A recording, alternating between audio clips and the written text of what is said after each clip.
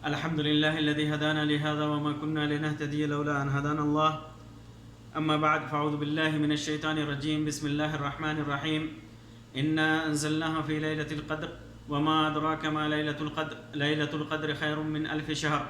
تنزل الملائكة والروح فيها بإذن ربهم من كل أمر. سلام هي حتى مطلع الفجر. بے شک ہم نے قرآن مجید کو قدر کی رات میں نازل کیا، اور تجھے کیا معلوم کہ قدر کی رات کیا ہے؟ قدر کی رات 1000 مہینوں سے بہتر ہے۔ اس رات فرشتے اور جبریل امین اپنے رب کے اذن سے، اپنے رب کی اجازت سے ہر معاملہ لے کر کے اترتے ہیں۔ صبح تک، طلوع فجر تک اس رات سلامتی ہوتی رہتی ہے۔ سورۃ الدخان میں اللہ تبارک و تعالیٰ فرماتا ہے: انا انزلناہ فی لیلۃ مبارکہ انا کنا منذرین فیہا یفرق کل امر حکیم۔ یقیناً ہم نے اس رات، اسے بابرکت رات میں اتارا ہے، بے شک ہم ڈرانے والے ہیں۔ اسی رات میں ہمیں ہر ایک مضبوط کام کا فیصلہ کیا جاتا ہے۔ محترم سامعین، اس صورت میں اور اس آیت میں جو ابھی تلاوت کی گئی، اللہ تبارک و تعالیٰ نے شب قدر کی اہمیت کو واضح کیا ہے اور چند فضیلت میں چند باتیں بیان کی ہیں۔ آج کی اس مجلس میں میں آپ کے سامنے اسی رات کی فضیلت اور اہمیت سے متعلق چند باتیں رکھوں گا۔ سب سے پہلی چیز یہ کہ اس رات کو قدر کی رات کیوں کہا جاتا ہے؟ تو اسے قدر کی رات، پہلی بات یہ، کئی باتیں اس سلسلے میں ذکر کی جاتی ہیں۔ پہلی بات، قدر کی رات اس کی فضیلت اور شرف و مقام اور مرتبہ کی وجہ سے کہا جاتا ہے۔ کسی کے لیے کہا جاتا ہے کہ فلان عظیم القدر، فلاں آدمی بڑا مقام و مرتبہ والا ہے، لہٰذا یہاں قدر کی اضافت، لیلۃ القدر میں قدر کی اضافت لیلۃ کی طرف ہے۔ اس کا مطلب یہ اضافت الشیء الی صفت ہی ہے، یعنی موصوف کی اضافت صفت کی طرف کی قبیل سے ہے۔ اس کا مطلب ہوا اللیلۃ الشریفہ، شریف رات، قدر والی رات۔ دوسری بات، دوسرا قول اس سلسلے میں ہے، قدر تقدیر اور تدبیر سے ماخوذ ہے۔ ایسی صورت میں اس کا معنی ہوگا ایسی رات جس کے اندر اس سال ہونے والے امور کا فیصلہ ہوتا ہے، جیسا کہ اللہ تبارک و تعالیٰ نے سورۃ الدخان کے اندر فرمایا: یفرق کل امر حکیم۔ اسی رات میں ہر ایک مضبوط کام کا فیصلہ کیا جاتا ہے۔ قتادہ نے یہی تفسیر بیان کی ہے، جیسا کہ تفسیر طبری کے اندر ہے، اور امام ابن قیم الجوزیہ نے اسی کو راجح قرار دیا ہے۔ یہی دونوں بات زیادہ صحیح ہے۔ اس کے علاوہ بھی اور ساری باتیں اور ساری توجیحات ذکر کی جاتی ہیں، جیسے خلیل ابن احمد کے بقول قدر کا معنی تنگی کا ہوتا ہے، اور اس کا نام لیلۃ القدر اس لیے پڑا کیونکہ اس رات فرشتے اتنی تعداد میں زمین پر اترتے ہیں کہ زمین تنگ پڑ جاتی ہے۔ اسی طرح ایک قول یہ بھی ذکر کیا جاتا ہے کہ اس کے اندر نیکیاں، طاعات بڑا ہی قدر اور شرف والی ہوتی ہیں، اسی لیے اس کا نام لیلۃ القدر پڑا۔ ایک اور بات اس سلسلے میں ذکر کی جاتی ہے کہ اس کے اندر اللہ تبارک و تعالیٰ نے ذی قدر امت کے لیے، نہایت شرف والی امت کے لیے ذی قدر رسول پر اور ذی قدر قرآن کا نزول فرمایا، اسی وجہ سے اس کا نام لیلۃ القدر پڑا۔ اب میں آپ کے سامنے ان آیات کریمہ اور سورہ کے اندر اللہ تبارک و تعالیٰ نے اور احادیث نبویہ کے اندر جو فضیلت اس رات کی بیان کی گئی ہے، اس کی روشنی میں چند فضیلتیں آپ کے سامنے مختصراً رکھوں گا۔ پہلی فضیلت اس سلسلے میں، اس رات میں قرآن کریم کا نزول ہوا، جو ساری کائنات کے لیے ہدایت اور دنیا اور آخرت میں کامیابی کا ذریعہ ہے۔ قرآن کریم کا اس رات میں نازل ہونے کا مطلب یہ ہے کہ یا تو اسی رات سے اس کے نزول کی ابتدا ہوئی، یا آسمان دنیا پر موجود بیت العزت میں ایک ہی بار میں اسے نازل کر دیا گیا، اور پھر وہاں سے حسب ضرورت 23 سالوں تک اللہ کے رسول صلی اللہ علیہ وسلم پر نازل ہوتا رہا۔ اس کی فضیلت میں دوسری بات یہ ہے کہ اللہ تبارک و تعالیٰ نے اس رات کی فضیلت میں ایک مکمل صورت نازل کی ہے، جس کی قیامت تک تلاوت ہوتی رہے گی، جس صورت کی تلاوت میں نے کی، انا انزلناہ فی لیلۃ القدر، سورۃ القدر کے نام سے معروف ہے۔ اسی طرح یہ رات 1000 مہینوں سے بہتر ہے، یعنی اس ایک رات کی عبادت 1000 مہینوں کی عبادت سے افضل ہے۔ اگر حساب کریں تو 1000 مہینوں کا 83 سال 4 مہینے بنتے ہیں، 83 سال 4 مہینے بنتے ہیں، یعنی اس ایک رات کی عبادت 83 سال 4 مہینوں کی عبادت سے افضل ہے۔ یہ امت محمدیہ پر اللہ رب العزت کا عظیم احسان ہے کہ نہایت ہی مختصر مدت میں اس قدر عظیم ثواب حاصل کرنے کا اللہ تبارک و تعالیٰ موقع دے رہا ہے۔ اسی طرح اس کی فضیلت یہ ہے کہ اس رات ہر مضبوط کام کا فیصلہ کیا جاتا ہے، جیسے روزی، موت و حیات، ولادت اور خیر و شر کے فیصلے جو لوح محفوظ میں ہیں اسی کے مطابق اس رات میں فیصلے ہوتے ہیں۔ اسی طرح اللہ تبارک و تعالیٰ نے فرمایا وما ادراک ما لیلۃ القدر، اس میں اللہ تبارک و تعالیٰ نے سوالیہ انداز میں اس رات کی اہمیت اور فضیلت کو بیان کیا ہے کہ تجھے کیا معلوم کہ قدر کی رات کیا ہے۔ اسی طرح اس رات کو اللہ تبارک و تعالیٰ نے مبارک رات کا نام دیا ہے، لیلۃ مبارکہ۔ اسی طرح اس رات خیر و برکت کی کثرت کی وجہ سے فرشتے زمین پر نازل ہوتے رہتے ہیں، خاص طور سے جبریل علیہ السلام کا نزول ہوتا ہے۔ واضح رہے کہ فرشتوں کا نزول خیر و برکت کے ساتھ ہی ہوتا ہے، فرشتوں کا نزول خیر و برکت کے ساتھ ہوتا ہے، یہ واضح رہے۔ اسی طرح اس رات طلوع فجر تک سلامتی ہے، اس کے کئی معنی بیان کیے جاتے ہیں۔ سلام ہی حتی مطلع الفجر، طلوع فجر تک سلامتی ہوتی رہتی ہے۔ اس کے کئی معنی ہیں، ایک معنی یہ ہے کہ اس میں شر نہیں ہے، دوسرا معنی سلامتی والی اس معنی میں کہ اس رات مومن شیطان کے شر سے محفوظ رہتا ہے، مومن شیطان کے شر سے محفوظ رہتا ہے، سالم رہتا ہے۔ اسی طرح اس کا ایک معنی یہ بھی بیان کیا گیا ہے کہ فرشتے اہل ایمان کو سلام عرض کرتے ہیں۔ اسی طرح اس کا ایک معنی یہ بیان کیا گیا ہے کہ فرشتے آپس میں ایک دوسرے کو سلام عرض کرتے ہیں۔ اسی طرح ایک معنی اس کا یہ بیان کیا گیا ہے کہ چونکہ بندہ اس رات خوب اللہ کی اطاعت و عبادت کرتا ہے، اس لیے عقاب اور عذاب سے محفوظ رہتا ہے۔ اسی طرح اس رات کی فضیلت یہ ہے کہ اس رات عبادت کرنے سے سارے گناہ معاف کر دیے جاتے ہیں، جیسا کہ ابو ہریرہ رضی اللہ تعالیٰ عنہ کی روایت میں ہے کہ اللہ کے رسول صلی اللہ علیہ وسلم نے ارشاد فرمایا من یقم لیلۃ القدر ایمانا و احتسابا غفر له ما تقدم من ذنبه، جس نے بھی ایمان کی حالت میں ثواب کی نیت سے قیام لیلۃ القدر میں قدر کی رات میں قیام کیا، اس کے سارے پچھلے چھوٹے گناہ معاف کر دیے جاتے ہیں۔ امام بخاری اور مسلم نے اس کو روایت کیا ہے۔ اسی طرح اس رات جس نے بھی اللہ کی خوشنودی اور چاہت میں کوشش کی اور اسے پا لیا تو سارے خیر حاصل کر لے گا۔ جس نے بھی کوشش کی اور پا لیا قدر کی رات کو تو سارے خیر اس کو مل گئے، اور جو اس سے محروم رہا تو خیر کثیر سے محروم رہا۔ اللہ کے رسول صلی اللہ علیہ وسلم نے فرمایا کہ تمہارے اوپر شہر مبارک آیا ہے، اللہ تبارک و تعالیٰ نے اس کے روزے کو تمہارے اوپر فرض کیا ہے، جس کے اندر جنت کے دروازے کھول دیے جاتے ہیں اور جہنم کے دروازے بند کر دیے جاتے ہیں۔ شیطان بیڑیوں میں جکڑ دیا جاتا ہے، سرکش شیطان بیڑیوں میں جکڑ دیے جاتے ہیں۔ اس کے اندر للہ فیہ لیلہ خیر من الف شہر، اللہ کے لیے اس رات میں ایک ایسی رات ہے جو 1000 مہینوں سے بہتر ہے۔ من حرم خیرہا فقد حرم، جو آدمی اس کے خیر سے محروم ہو گیا وہ محروم کر دیا گیا۔ اسی طرح انس رضی اللہ تعالیٰ عنہ کی روایت ہے کہ اللہ کے رسول صلی اللہ علیہ وسلم نے فرمایا کہ ان هذا الشهر قد حضرکم، یہ مہینہ تمہارے پاس آیا ہے، اس کے اندر فیہ لیلۃ خیر من الف شہر، اس کے اندر ایک رات ہے جو 1000 مہینوں سے بہتر ہے۔ من حرمہا فقد حرم الخیر کلہ، جو آدمی اس سے محروم کر دیا گیا اس سے وہ سارے خیر سے، سارے بھلائی سے محروم کر دیا گیا۔ ولا یحرم خیرہا الا محروم، ایسا آدمی ہی اس کے خیر سے محروم ہوتا ہے جو حقیقت میں محروم ہوتا ہے۔ یہاں ایک اور چیز ہے کہ قدر کی رات کب ہوتی ہے رمضان کے مہینے میں، کس دن ہوتی ہے، کس تاریخ کو ہوتی ہے، تو اس سلسلے میں مختلف روایتیں ہیں جن کا مختصر میں آپ کے سامنے ذکر کرنا مناسب سمجھتا ہوں۔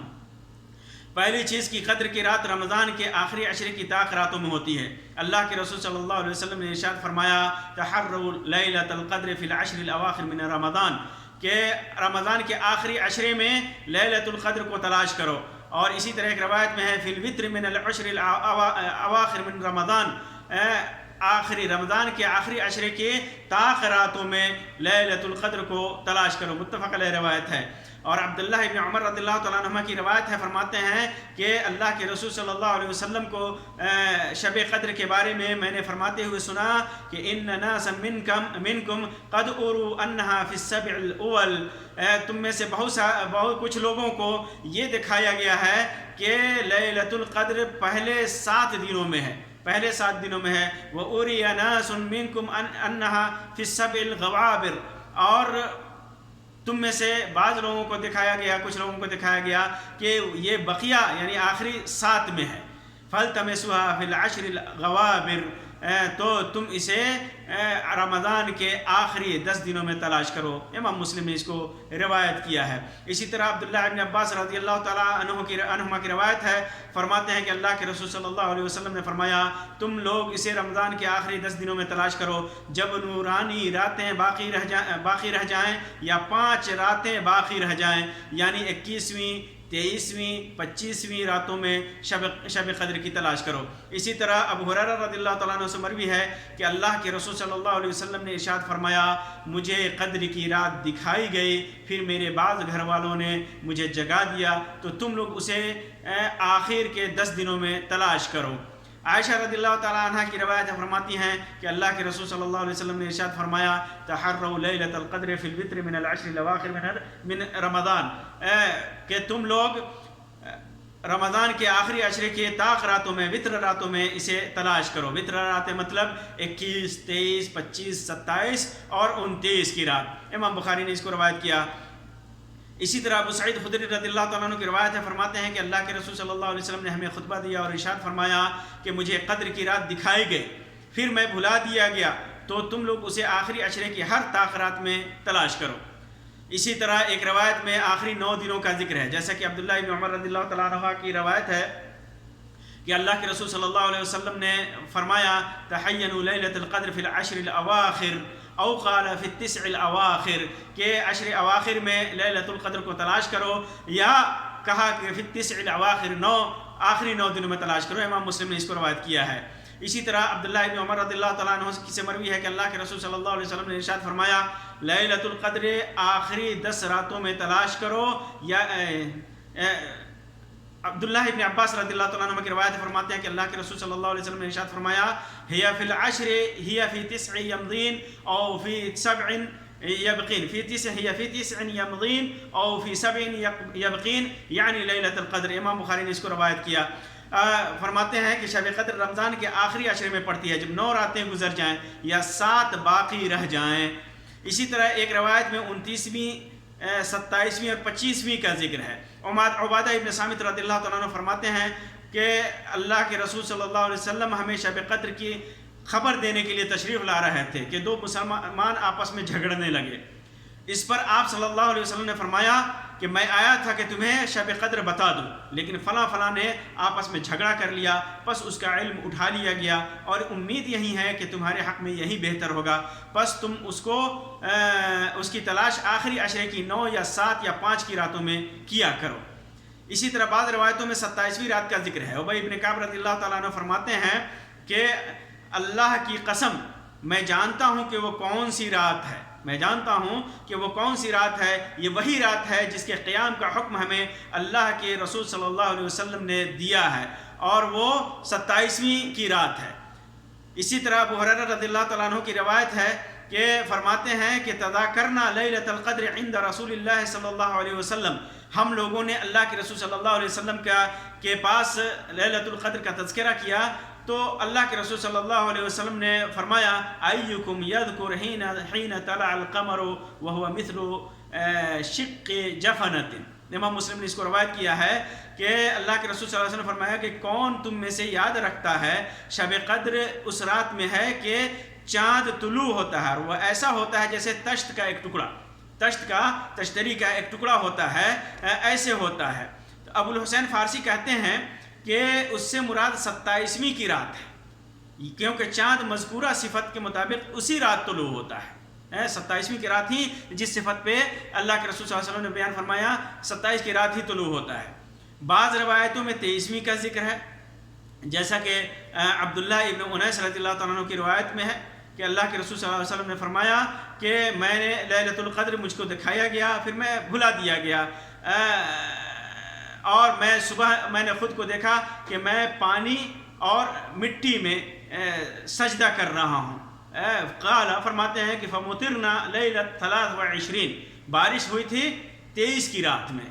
تو اللہ کے رسول صلی اللہ علیہ وسلم نے نماز پڑھائی ہم کو، فانصرفا، اور آپ واپس ہوئے، وَإِنَّ أَثَرَ الْمَاءِ وَالطِّينِ عَلَى جَبْهَتِهِ وَأَنْفِهِ، اور پانی اور مٹی کا اثر آپ کی پیشانی اور ناک پر موجود تھا۔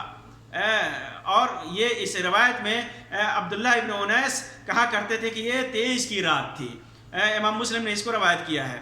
اسی طرح بعض روایتوں میں آخری 7 دنوں کا ذکر ہے، جیسا کہ عبداللہ ابن عمر رضی اللہ تعالیٰ عنہما کی روایت فرماتے ہیں کہ اصحاب نبی میں سے کچھ لوگوں کو خواب میں دکھایا گیا کہ شب قدر آخری 7 دنوں میں، تو آپ نے فرمایا کہ اورا رؤیاکم قد تواطأت فی السبع الاواخر، میں نے بھی خواب دیکھا، تمہارے خواب کو دیکھا، تو یہ 7 اواخر آخری 7 دنوں کے موافق ہے۔ فمن کان متحریا فلیتحرها فی السبع الاواخر، تو جو اس کو تلاش کرنا چاہتا ہے تو اسے 7 اواخر میں تلاش کرے۔ امام بخاری اور مسلم نے اس کو روایت کیا ہے۔ اسی طرح عبداللہ ابن عمر رضی اللہ تعالیٰ عنہ کی روایت فرماتے ہیں کہ اللہ کے رسول صلی اللہ علیہ وسلم نے فرمایا کہ التمسوها فی العشر الاواخر فَإِن ضَعُفَ أَحَدُكُمْ، کہ اسے عشر اواخر میں، آخری 10 دنوں میں تلاش کرو، اگر تو کوئی کمزور پڑ جائے او عاجز اور عاجز آ جائے تو فلا یغلبن علی السبع البواقی، تو پھر باقی جو 7 دن ہیں اس سے وہ مغلوب نہ کیا جائے، یعنی وہ نہ چھوڑ پائے۔ امام مسلم نے اس کو روایت کیا ہے۔ اسی طرح عبداللہ ابن عمر رضی اللہ تعالیٰ عنہما فرماتے ہیں کہ لیلۃ القدر کے بارے میں چند لوگوں کو دکھایا گیا کہ وہ 7 اواخر میں ہے، اور بعض لوگوں کو دکھایا گیا کہ 10 اواخر میں ہے، تو اللہ کے رسول صلی اللہ علیہ وسلم نے فرمایا التمسوها فی السبع الاواخر، 7 اواخر میں اس کو تلاش کرو۔ اس کو بھی امام بخاری نے اور امام مسلم نے روایت کیا ہے۔ حافظ ابن حجر کہتے ہیں کہ قدر کی رات ہر سال آخری 10 دنوں میں وتر کی راتوں میں منتقل ہوتی ہے، یہی راجح ہے، کیونکہ اللہ کے رسول صلی اللہ علیہ وسلم نے فرمایا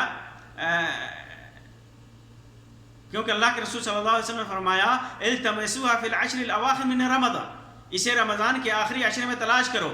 لیلۃ القدر فی 9 تبقى فی 7 تبقى فی 5 تبقى، کیونکہ اللہ کے رسول صلی اللہ علیہ وسلم کا فرمانا ہے کہ تم لوگ اسے رمضان کے آخری 10 دنوں میں تلاش کرو جب نورانی راتیں باقی رہ جائیں، یعنی 5 راتیں باقی رہ جائیں، یعنی 21ویں یا 23ویں یا 25ویں راتوں میں اس شب قدر کو تلاش کرو۔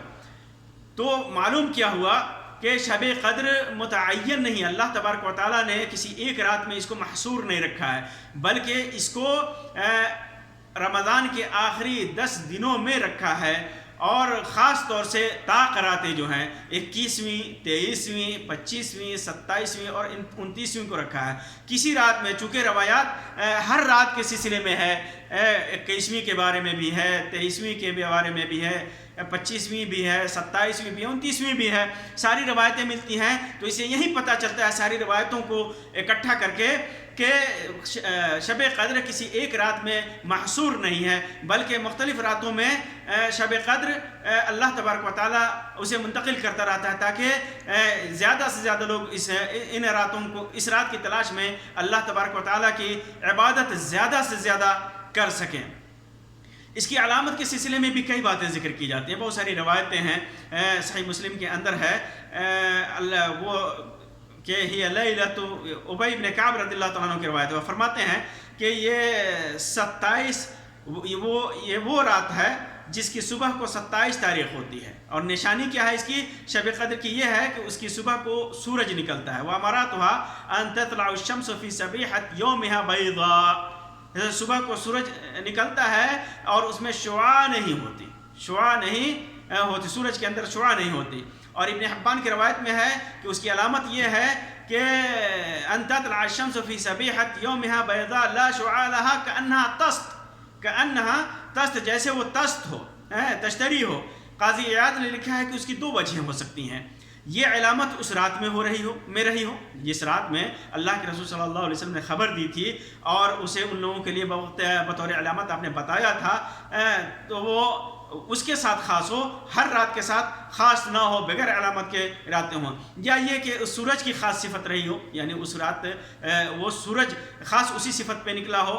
اس سلسلے میں یہ بھی کہا جاتا ہے کہ اس کو سورج کو ان فرشتوں سے چھپایا گیا تھا جو اس وقت آسمان پر جا رہے تھے، جن کے بارے میں اللہ تبارک و تعالیٰ فرماتا ہے کہ وہ طلوع فجر تک نازل ہوتے رہتے ہیں، واللہ عالم۔ اسی طرح ابن خزیمہ وغیرہ میں عبداللہ ابن عباس رضی اللہ تعالیٰ عنہ کی روایت ہے کہ اللہ کے رسول صلی اللہ علیہ وسلم نے ارشاد فرمایا کہ لیلۃ القدر لیلۃ طلقۃ لا حارہ ولا باردہ، کہ قدر کی رات صاف ہوتی ہے، نہ ٹھنڈ نہ گرم۔ اس دن الشمس یومہا حمراء ضعیفہ، اس دن سورج ہلکی لالی لی ہوئی ہوتی ہے۔ اسے امام ابن خزیمہ نے اور امام ابو داؤد طیالسی نے اپنے مسند کے اندر روایت کیا ہے۔ اسی طرح امام طبرانی نے روایت کیا ہے واصلہ بن اسقع کی روایت کہ اللہ کے رسول صلی اللہ علیہ وسلم نے ارشاد فرمایا لیلۃ القدر لیلۃ بلجۃ، یعنی مضیۃ، چمکتی ہوئی رات قدر کی رات ہوتی ہے، لا حارہ ولا باردہ، نہ گرم ہوتی ہے نہ ٹھنڈی ہوتی ہے، لا یرمی فیہا بنجم، کوئی ستارہ اس رات میں ٹوٹتا نہیں ہے، ستارہ اس رات میں نہیں ٹوٹتا ہے۔ اسی طرح ایک اور روایت عبادہ ابن صامت رضی اللہ تعالیٰ عنہ کی ہے، جس کے اندر بھی یہی صفت بیان کی گئی ہے کہ چمکتے ہوئی اس رات جو ہے چمکتی ہوئی ہوتی ہے، ساکن ہوتی ہے، سکونت والی ہوتی ہے، اس کے اندر ٹھنڈی اور نہ ٹھنڈی ہوتی ہے زیادہ نہ گرمی، اور کوئی ستارہ اس کے اندر ٹوٹ نہیں پاتا ہے صبح تک، اور سورج جو ہے برابر نکلتا ہے، اس کے اندر شعاع نہیں ہوتی، اور جیسے لیلۃ البدر میں 14ویں کی چاند کی رات میں چاند نکلا ہو، اور شیطان اس رات نہیں نکلتا، اسے امام احمد نے اور امام طبرانی نے مسند شامین کے اندر اور ضیاء مقدسی نے مختارہ کے اندر اس کو روایت کیا ہے۔ امام حیثمی نے ثقات، اس کے رجال کو ثقات قرار دیا ہے۔ اسی طرح عبداللہ ابن عباس رضی اللہ تعالیٰ عنہ کی روایت ہے نبی اکرم صلی اللہ علیہ وسلم سے لیلۃ القدر کے سلسلے میں کہ لیلۃ طلقۃ لا حارۃ ولا باردہ، کہ یہ رات جو ہے چمکتی ہوئی ہوتی ہے، قدر کی رات، اور نہ ٹھنڈی ہوتی ہے نہ گرم ہوتی ہے، تصبح الشمس یوم حمراء ضعیفہ، ہلکی لالی ہوئی اس رات سورج طلوع ہوتا ہے۔ ابن خزیمہ نے اس کو روایت کیا ہے، اور اس کے شواہد کو دیکھتے ہوئے امام البانی نے اس کو صحیح قرار دیا ہے۔ اسی طرح جابر رضی اللہ تعالیٰ عنہ کی روایت ہے، فرماتے ہیں کہ اللہ کے رسول صلی اللہ علیہ وسلم نے فرمایا کہ مجھے لیلۃ القدر بتایا گیا تھا لیکن میں بھول گیا، اور یہ عشر اواخر میں ہے، رمضان کے آخری عشرے میں ہے، یہ چمکتی ہوئی رات ہوتی ہے، نہ زیادہ ٹھنڈ ہوتی ہے نہ زیادہ گرم ہوتی ہے، اس کے اندر چاند جیسے یفضح کواکبہ، چاند ایسے ہوتا ہے کأن فیہا قمرا یفضح کواکبہ، اس کے اندر چاند ایسا ہوتا ہے جیسے وہ کواکب کو، ستاروں کو مات دے رہا ہو۔ لا یخرج شیطان حتی یخرج فجرها، فجر نکلنے تک شیطان نہیں نکلتا۔ ابن خزیمہ نے اس کو روایت کیا ہے، اور ابن حبان نے روایت کیا ہے، امام البانی نے شواہد کی بنیاد پر اس کو صحیح قرار دیا ہے۔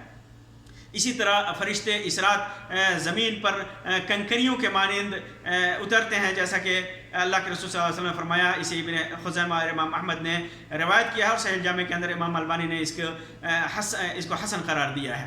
اسی طرح جیسا کہ میں نے بتایا کہ ایک رات میں کسی رات میں محصور نہیں ہے، یا حنابلہ، مالکیہ، شوافی، اکثر اہل علم اسی کے قائل ہیں کہ محصور نہیں ہے کسی رات میں، جیسا کہ بعض روایتوں میں اس کا ذکر ہے، بعض روایتوں میں 23 کا ذکر ہے، اور بعض روایتوں میں 21 کا ذکر ہے۔ ابو سعید خدری رضی اللہ تعالیٰ عنہ کی روایت ہے جو صحیح بخاری کے اندر ہے، اس کے اندر 21ویں کی رات کا ذکر ہے، جس رات اللہ کے رسول صلی اللہ علیہ وسلم نے خواب میں دکھایا گیا کہ آپ کیچڑ میں سجدہ کر رہے ہیں، اور پھر اس رات آسمان پر ابر ہوا اور بارش برسی نبی صلی اللہ علیہ وسلم کی نماز پڑھنے کی جگہ پر، اور آپ نے جب صبح سے آپ نماز سے فارغ ہوئے اور واپس ہوئے تو آپ کے چہرے انور پہ کیچڑ لگا ہوا تھا، پانی لگا ہوا تھا، اور صراحت ہے کہ وہ 21ویں کی رات ہے، راوی اس کے اندر صراحت کرتا ہے کہ 21ویں کی رات تھی۔